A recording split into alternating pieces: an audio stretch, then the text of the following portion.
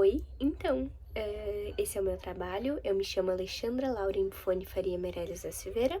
A tutora do meu trabalho é a Neide Maria da Silva. A minha turma é FL 9335 LBR. A disciplina, então, é estágio curricular obrigatório 1. A área de concentração do meu trabalho que eu escolhi foi a Libras Adaptável. E o tema que criei foi desenvolvendo a Libras de maneiras diferentes de acordo com a necessidade de cada aluno. Tema e área de concentração. Sobre o tema escolhido, então, que é o desenvolvimento da Libras de maneiras diferentes de acordo com a necessidade de cada aluno. Saber lidar com cada aluno e corresponder à necessidade de maneira correta e mais eficaz possível. A melhor forma de fazer isso é buscar entender primeiramente qual é a necessidade da criança e buscar suprir de várias formas essas necessidades. A escola, durante esse processo de desenvolvimento, pode acolher, respeitar e suprir tudo que o aluno precisa. Com isso, levando para a questão da Libras, então a língua brasileira de sinais, é importante saber ensinar para as crianças surdas e ouvintes de acordo com a forma que a criança tem mais facilidade de aprender. A área de concentração escolhida então do trabalho foi a Libras adaptável para todos de acordo com a necessidade de cada aluno. A Libras, então, é uma língua visual e espacial. Visual porque a gente tem que ver os sinais e espacial porque a gente utiliza do espaço para fazer os movimentos com as mãos, com o corpo, né, e até as expressões faciais. A língua brasileira de sinais, então, é uma língua oficial da comunidade surda brasileira. Isso foi formalizado, né, pela Lei 10.436, no dia 24 de abril de 2002. E é necessário também a adequação de materiais curriculares para os alunos surdos, né? Lembrando que a Libras, ela não é uma língua só para surdos, né? Assim como qualquer outra língua não é só para o seu país, enfim, só para aquela comunidade, né? Ela pode ser ensinada para ouvintes e para todos, né? E lembrando também que a inclusão não é somente aprender para ter conhecimento, mas sim para incluir as pessoas com necessidades especiais no cotidiano de todos. Sobre os objetivos, então, do trabalho, os objetivos do ensino é ampliar materiais utilizados no momento da aprendizagem e desenvolver atividades que vão trazer mais benefícios para quem está aprendendo, né, para os alunos. Primeiramente, observar como é ensinado atualmente e quais os materiais e técnicas utilizados para o ensino. Depois, pretendo ver como é elaborados os materiais avaliativos e de que forma são aplicados para esses alunos. Analisar de que maneira esses materiais, métodos e avaliações estão sendo eficazes, né? Se o aluno está realmente aprendendo ou se não. Observar e identificar, então, a maneira de que está sendo absorvido o conteúdo e se está sendo eficaz, né? E está dando a devida, está tendo, né, o devido aprendizado que deveria. Sobre a fundamentação teórica, então. O significado da palavra diferente no dicionário de Hall-Eyes 2015 quer dizer que se distingue, que não é igual ou semelhante, ou seja, todas as pessoas são diferentes umas das outras e por isso também cada um tem uma forma diferente de aprender.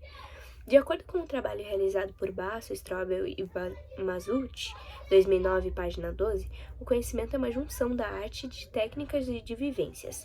Portanto, sempre há uma relação estreita entre quem ensina e o que ensina.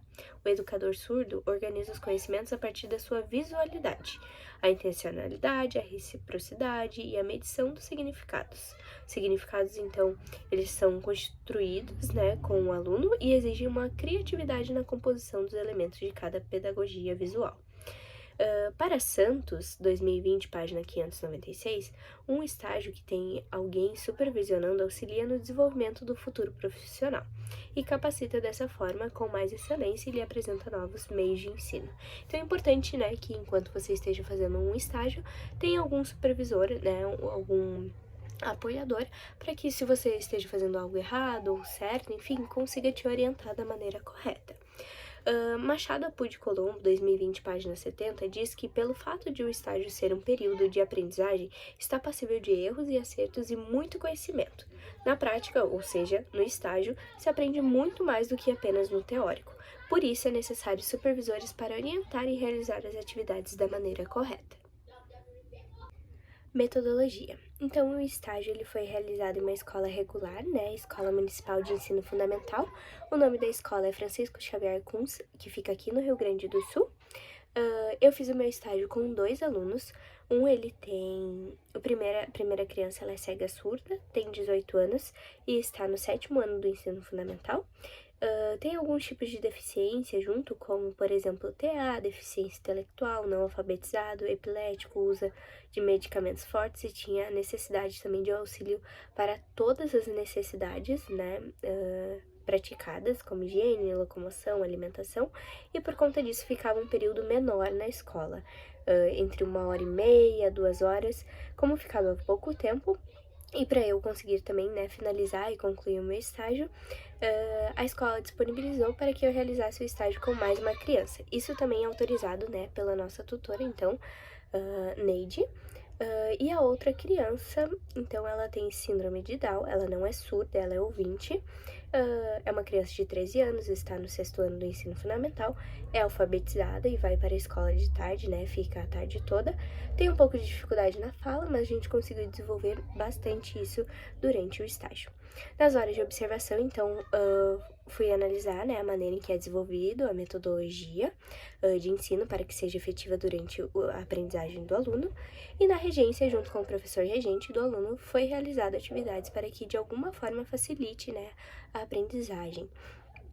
Na primeira aula, então, na primeira regência que fiz, foi utilizado material visual, que foi com um aluno de síndrome de Down, do qual a criança associava, né, o que estava vendo com o sinal que estava sendo feito.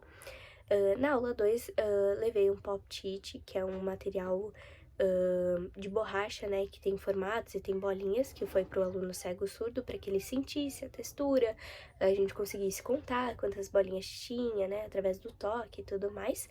Na terceira aula foi feita uma abordagem utilizando os materiais visuais como setas, para fazer associações à direita, esquerda, norte, sul, leste, oeste. Na quarta aula, então, a abordagem foi de letras, então a gente aprendeu e associou algumas letras, né, desenhando, escrevendo, fazendo sinal. E na quinta aula, eu pedi para a criança fazer um desenho e depois a gente foi aprendendo os sinais de cada coisa que ela foi fazendo. Então, um caso, uma árvore, desenhou uma família e a gente foi aprendendo os sinais juntos. Aqui, então, está o cronograma do que foi feito, né, com o turno que eu fui, os horários, os dias, né, de observação. Sobre a observação, então, a organização da escola é uma escola municipal, né? Ela foi fundada há 17 anos, no dia 14 de julho de 2005. Na escola tem cerca de 550 alunos, né? E contém uma equipe de 35 professores, no total de profissionais, assim, na escola, como cozinheiro, guarda, apoiador, né? Tem um total de 75 profissionais. E as faixas etárias é do ensino infantil até o ensino fundamental, tá? O turno de aula é de manhã e no turno da tarde. Sobre a infraestrutura, então, a escola é bem completa e tem acessibilidade para as crianças que têm algum tipo de necessidade. Tem refeitório, água filtrada, biblioteca, sanitários femininos e masculinos, cozinha, alimentação fornecida, laboratório de informática. Eles tinham também o Chromebook, que é um computador que eles poderiam usar em algumas aulas, impressora, ginásio, pracinha, espaço ao ar livre para atividades, então a escola era bem completa na infraestrutura.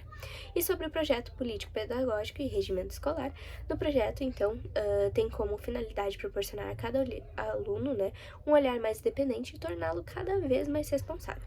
Dessa forma, é importante um suporte durante o processo de ensino e aprendizagem, viabilizando e proporcionando através de um ensino diferenciado e das tecnologias um desenvolvimento mais eficaz.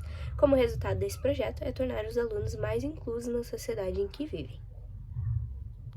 Então, o roteiro de entrevista que eu realizei com a regente, né, que estava me regendo durante o meu estágio na escola. A formação acadêmica dela, então, ela é psicopedagoga, especialista em EA, terapeuta ABA e holística, empreendedora e futura neuropsicopedagoga. Atua na educação há 7 anos e 10 meses, tendências pedagógicas é progressista.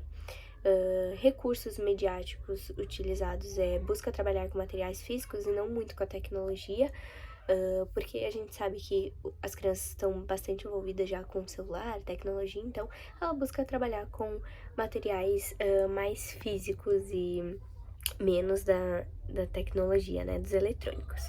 O relacionamento com os estudantes é sempre muito respeitoso, o regime de trabalho é estatuário.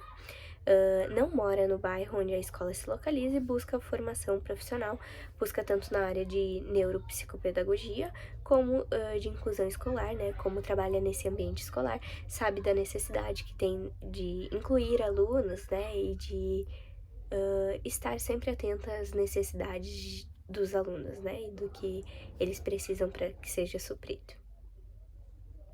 Então, a vivência do estágio, sobre a vivência que eu tive durante o estágio foi muito incrível, pois além de sair da minha zona de conforto e enfrentar novos desafios, pude conhecer mais do ambiente escolar e da realidade de fato. Nunca imaginei que em um primeiro estágio fosse aprender tanto e ter contato com uma pessoa cega surda, foi muito bom, e ajudar também no desenvolvimento, né, desse aluno. Conhecer a realidade escolar e realmente me identificar com o ambiente em que eu quero trabalhar, né, com crianças, e no desenvolvimento, que é realmente fantástico.